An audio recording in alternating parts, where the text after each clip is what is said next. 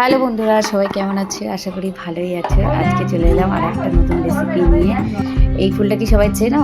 এই ফুলটাকে বলা হয় বক ফুল। তোমরা কে কী নামে চেনো অবশ্যই কমেন্ট করে জানাবে। এই বক ফুলগুলো গোটা আমরা ধুয়ে নিয়েছি। এইবার ওই ভিতরে কি থাকে, একটা শীষ থাকে, শীষটা এরকমভাবে বার করে দিতে হবে সুন্দর করে। এরকমভাবে বার করে নিলাম, নিয়ে আর একবার জলে আর কি ওটা ধোয়া হবে সুন্দর করে, মানে গোটা হবে, একটা একটা করে ধোবো। এবার একটা পাত্রে একটু কাঁচা লঙ্কা বাটা আর পোস্তদানা আর পরিমাণ মতো বেসন নিয়ে নিলাম। একটুখানি খাবার সোডা দেবো, অল্প একটুখানি খাবার সোডা, আর স্বাদ মতো চিনি আর নুন দিয়ে দেবো। এবার দিয়ে দেবো একটু হলুদ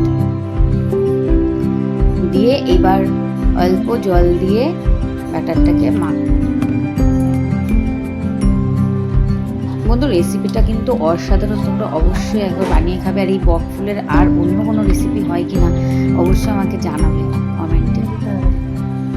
ব্যাটারটা অল্প অল্প জল দিয়ে মাখতে হবে। এই যে ব্যাটারটা ভালো করে ফেটাতে হবে। ব্যাটারটা খুব যে পাতলা হবে তাও না, খুব যে ঘন হবে তাও না।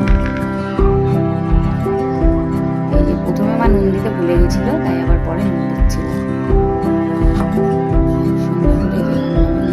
এবার কড়াইতে তেল দেবো, কড়াই গরম হয়ে গেলে তেলটা দিয়ে দেবো। তেল গরম হয়ে যাবে, এই যে ব্যাটারের মধ্যে ফুলগুলো একটা একটা করে এরকমভাবে দিয়ে এপিট ওপিট করে ভেজে নেবো। এপিট ওপিট করে এরকমভাবে ব্যাটারটা লাগিয়ে তেলে ছেড়ে দেবো।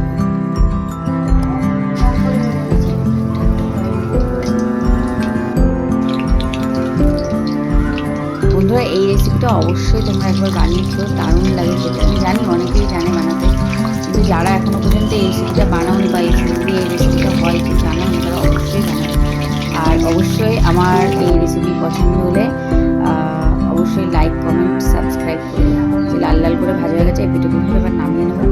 গরম ভাতের দারুণ খেতে লাগে। এই যে হয়ে গেছে, টাটা, সবাই ভালো থেকো।